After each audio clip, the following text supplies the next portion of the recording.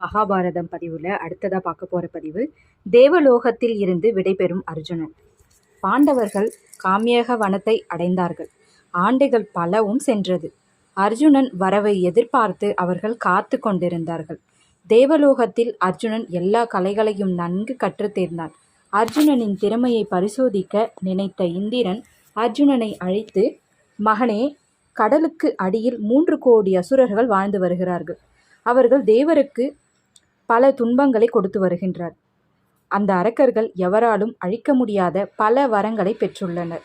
நீ அவர்களை வதம் செய்ய வேண்டும் என்றார். அர்ஜுனனும், தந்தையே, அவர்கள் எவ்வளவு பலம் பெற்றிருந்தாலும் நான் வைத்திருக்கும் காண்டீபத்திற்கு பதில் சொல்ல வேண்டும்.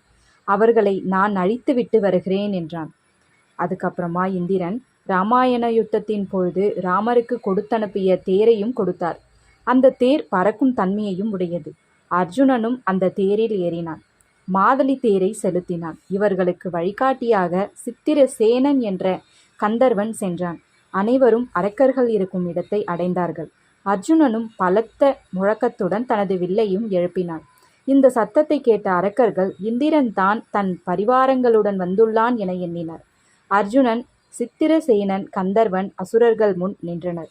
சித்திரசேனனும் அசுரர்களை பார்த்து எங்களுடன் போர் புரிய வருமாறு அழைத்தான். அங்கு அர்ஜுனனை பார்த்த அசுரர்கள், இந்த அற்ப மானிடனா எங்களை கொல்ல வந்தான்? இவனை பற்றி நாங்கள் சில விஷயங்கள் அறிந்து வைத்துள்ளோம். இவன் முதற்கொண்டு இவனது சகோதரர்கள் மொத்தம் 5 பேர்.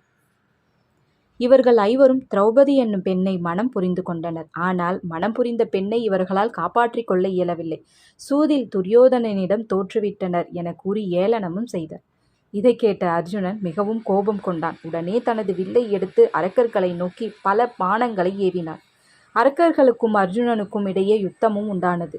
இதனால் பல்லாயிரக்கணக்கில் அரக்கர்கள் மாண்டெழுந்தனர்.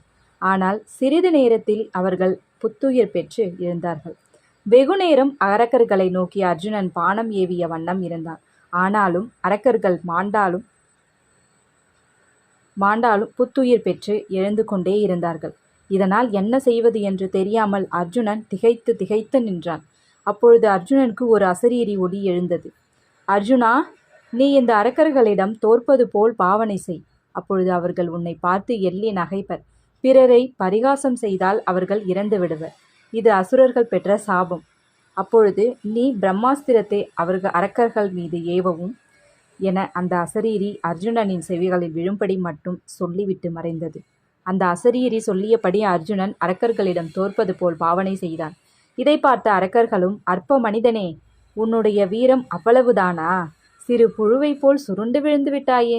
எங்களுடன் போரிட்டால் என்ன நிலைமை ஏற்படும் என்பதை அறிந்து கொண்டாயா? இந்த சிறு யுத்தத்திற்கே நீ பயந்து விட்டாயே என கூறி ஏளனமும் செய்தார். மற்ற அரக்கர்கள் அர்ஜுனனை பார்த்து கைகொட்டியும் சிரித்தார்கள். அதன்பின் அர்ஜுனன் மாதளியிடம் தேரை திரும்ப செலுத்துமாறு கூறினான். அப்பொழுது அர்ஜுனன் பிரம்மாஸ்திரத்தை பிரயோகம் செய்து அரக்கர்கள் மேல் ஏவினான். இதில் 3 கோடி அரக்கர்களும் மாண்டு விழுந்தனர். இதை அறிந்து தேவர்கள் அளவற்ற மகிழ்ச்சி அடைந்தனர். அர்ஜுனன் தேவலோகம் திரும்பினான். இந்திரனும், மகனே, இன்று உன் செயல் எனக்கு பெரும் பெருமையை அளித்துள்ளது. நீ கற்ற கலையை சோதிக்கவே நான் இவ்வாறு செய்தேன். நீ அனைத்து கலைகளையும் நன்கு கற்று தேர்ந்து விட்டாய். நீ இப்பொழுது பூலோகம் சென்று உனது சகோதரர்களை சந்திக்கலாம் என்றார். அதன்படி அர்ஜுனனும் பூலோகம் வந்தடைந்தான். அர்ஜுனனை கண்ட சகோதரர்கள் அன்புடன் தழுவிக்கொண்டார்கள். திரௌபதியும் அர்ஜுனனை கண்டு அளவற்ற மகிழ்ச்சி அடைந்தாள். அர்ஜுனன் தேவலோகத்தில் நடந்தவற்றை தன் சகோதரர்களுக்கும் கூறினான். நன்றி.